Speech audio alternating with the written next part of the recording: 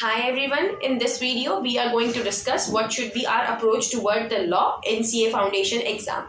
So I will share my personal experience and my personal study tip that I used in my examinations. I gave my exam of June 2023 and I'm still waiting for my results. So first of all that you should keep in mind जब हम law को पढ़ रहे हैं we should study by ourselves. Like हम लोगों को हमने एक बार lectures देख लिए, इसके बाद हमारी responsibility बनती है कि हम underline करके प्रॉपर तरीके से कीवर्ड्स को अंडरलाइन करें और उसे याद करें. जो डेफिनेशंस होती हैं उनको तो हम एज इट इज लर्न करने की कोशिश करें, उन्हें एक दो बार लिख लें या फिर अपने कहीं पेस्ट कर लें सामने ताकि हम उन डेफिनेशंस को देखते रहें. और जो बाकी एक्सप्लेनेशंस होती हैं उन एक्सप्लेनेशन को हम ट्राई करें कि मोर देन कीवर्ड्स हम लोग उसके अंदर रखें.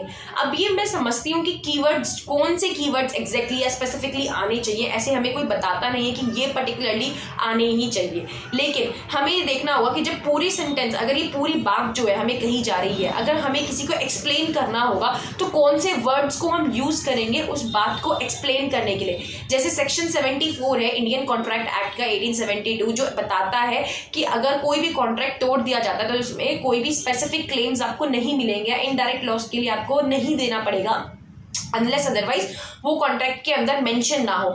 सो यू हैव टू लाइक, देखो जब मैंने आपको सेक्शन 74 एक्सप्लेन किया, मैंने कौन से वर्ड्स को यूज किया, इनडायरेक्ट लॉस या फिर जो स्पेशल क्लेम्स होंगे वो आपको नहीं मिलेंगे unless otherwise it has been mentioned in the contract. ठीक है, ये कुछ कीवर्ड्स हैं जो आए हैं. इसके अलावा व्हाट लॉ हैज, मतलब जिसमें लॉ की बुक में कैसे लिखा है, क्या लिखा है, उस चीज को मेमोराइज करना, देखना and then as it is या फिर उसी जैसे कुछ सिनोनिम्स वर्ड्स को जिन्हें हम पर्यायवाची भी कहते हैं उनको यूज करना, जो लॉफुल थोड़े लीगल लैंग्वेज को कह सकते हैं जो सामने शो करते हो.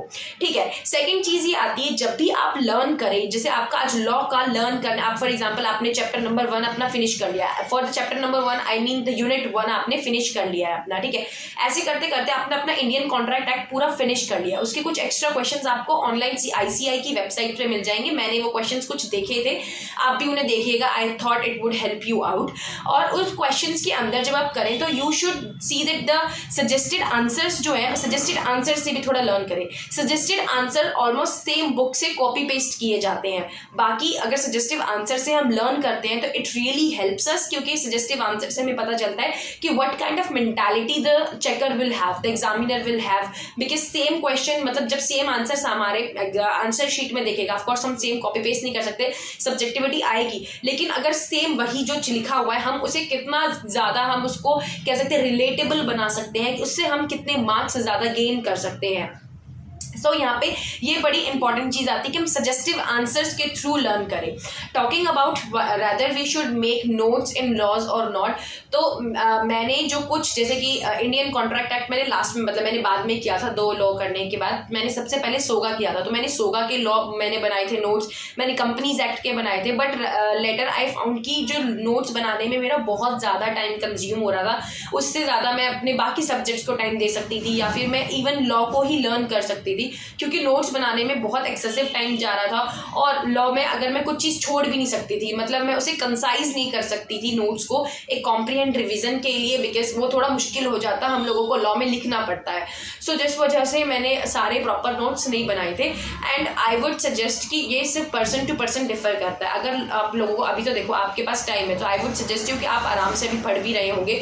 अगर 8-10 घंटे पढ़ रहे हैं तो उसके अंदर आपको आराम से नोट्स बनाने का टाइम मिल जाएगा और आप उसे नोट्स बना सकते हैं. बट अगर नोट नहीं भी बनाते हैं, ये कोई बड़ी बात नहीं है या फिर इससे इतना इम्पैक्ट नहीं पड़ता है, आप बुक से लर्न कर सकते हो. क्योंकि वैसे भी आप एक ही बुक को जब बार बार पढ़ोगे, मतलब आपकी 3rd 4th उसके बाद जो रिविजन्स चलेगी 5वीं 6ठी बार, तो उसके अंदर आप बहुत फेमिलियर हो जाओगे उन्हीं वर्ड से. अपनी अंडरलाइन लाइन से आपको पता चल जाएगा आपको कितना पढ़ना है और कितनी बार पढ़ना है और कौन सा पैराग्राफ पढ़ना है. So it will really help you out.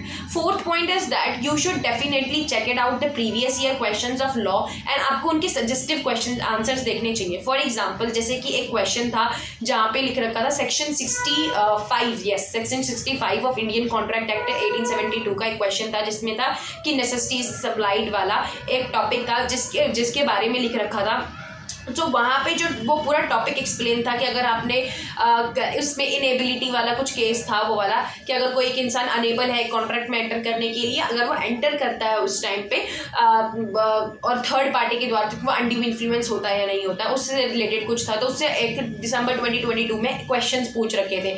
सो ऐसे ही कुछ क्वेश्चंस जो होते हैं सिमिलर क्वेश्चंस पेपर में आते हैं, तब आप जब उनके सजेस्टिव आंसर्स देखते हो तो आपको काफ़ी हेल्प मिलती है। सजेस्टिव आंसर्स से अपने आप को प्रिपेयर करना, इसका मतलब है कि हम उस तरीके से प्रिपेयर कर रहे हैं in the way that examiner wants us to write the question and answers. So it is very helpful अगर आप सजेस्टिव आंसर से करते हो, और प्रीवियस ईयर क्वेश्चंस भी सजेस्टिव आंसर से ही लर्न करते हो थ्रू द सजेस्टिव आंसर्स। और आरटीपीस के भी क्वेश्चंस करिए, एमटीपीस के भी क्वेश्चंस करिए, it will definitely really help you out. अगर आपसे सब कुछ कवर नहीं हो रहा है, आपको लग रहा है बहुत ज़्यादा रिसोर्सेज हैं, it won't be possible for me to cover this much, so it is not a thing to be worried about, it is okay. क्योंकि मुझे पता है, मुझे भी ऐसा रियलाइज हो रहा था, मैं आरटीपीस भी सब कर लूँगी, मैं एमटीपीस भी सब कर लूँगी, मैं बुक को भी 5 से 6 बार 7 बार रिवाइज कर लूँगी, मैं PYQs भी कर लूँगी, and I will be a super woman kind of. But I know it is bit difficult, try to do this at least 3 attempts तक तो आप कर ही लो। देखो 3 अटेम्प्ट मतलब 6 पेपर हो जाएंगे, 12 एमटीपीस हो जाएंगी हम लोगों की, और 6 आरटीपीस हो जाएंगी। एटलीस्ट अपना इतना स्कोर करो। बाकी के 2018 से लेकर अभी तक करना तो काफ़ी डिफिकल्ट हो जाएगा, but definitely you should try to solve PYQs of past 3 MTPs and the RTPs। At least MTP and RTP latest की और प्रीवियस ईयर की जरूर करके जाओ, और साथ में जो PYQs हैं वो 3 से 4 साल के प्रीवियस के तो जरूर करने चाहिए।